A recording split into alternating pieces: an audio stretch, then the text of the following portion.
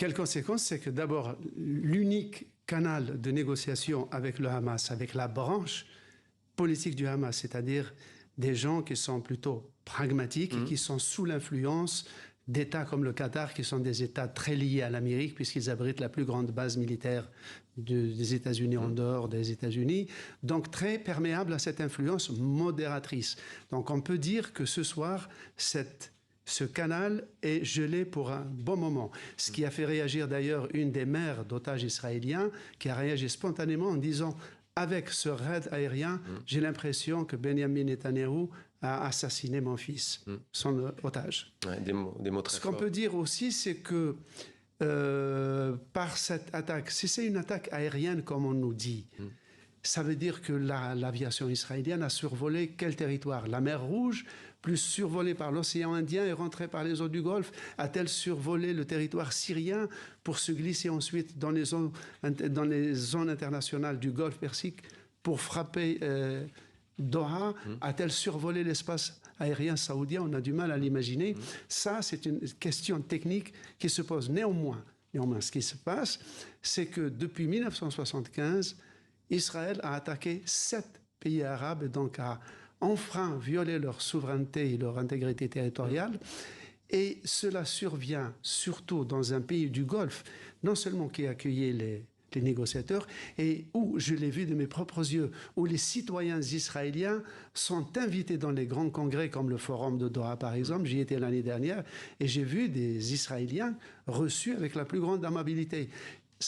Le fait d'attaquer un pays comme cela, est-ce que cela ne va pas compromettre le fameux deal, le fameux dessein de Trump et de Netanyahou, c'est-à-dire des accords d'Abraham, dont les Émirats arabes voisins du Qatar et le Bahreïn sont déjà membres? Dans quel état, dans quel porte-à-faux cette attaque va-t-elle les mettre? Slimane, plusieurs informations nous parviennent. Les États-Unis informés à l'avance de l'attaque israélienne au Qatar. Ça, c'est un haut responsable de la Maison-Blanche qui l'affirme. Benjamin Netanyahou précise qu'Israël agit de manière indépendante, sous-entendu pas de coordination apparemment avec les États-Unis. J'aimerais qu'on poursuive sur le point que vous avez souligné, les accords d'Abraham. Pas de normalisation entre le Qatar et Israël. En revanche, c'était dans les tuyaux avant les attaques du Hamas avec l'Arabie Saoudite. Le prince héritier Mohammed Ben Salman dénonce un acte criminel. Quelles conséquences justement pour Israël et ses voisins dans la région? Les conséquences, c'est que d'abord, vous parlez de l'Arabie Saoudite. L'Arabie Saoudite était la locomotive de la normalisation, parce que l'Arabie Saoudite est le pays le plus puissant, le plus peuplé. Ça ne pouvait pas se faire sans elle.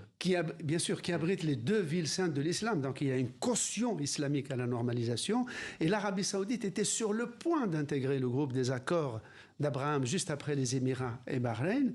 Et c'est là que le 7 octobre était intervenu. On avait dit alors à l'époque que l'Iran aurait téléguidé le 7 octobre pour torpiller justement la mise en place de ces accords d'Abraham.